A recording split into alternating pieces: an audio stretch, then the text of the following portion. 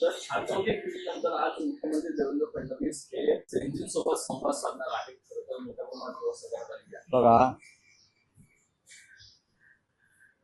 देवेंद्र फडणवीस त्यानंतर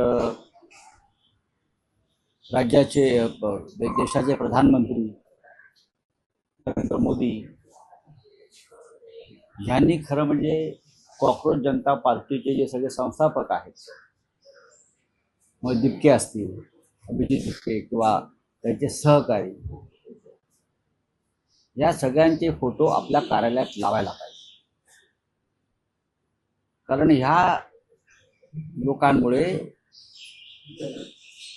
यांना कळलं की जनतेचे काही प्रश्न आहेत,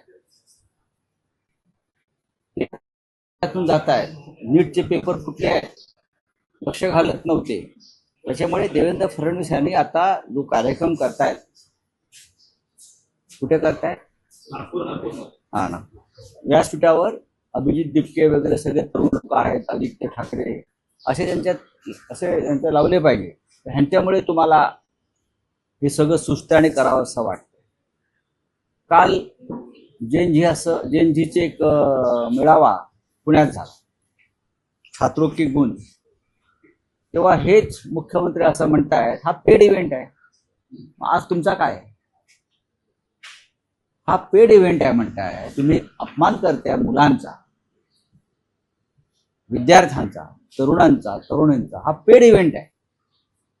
मग लाडकी बहीण का? लाडकी बहीण मतं विकत घेण्यासाठी 1500 रुपयाला पेड इव्हेंटच होता.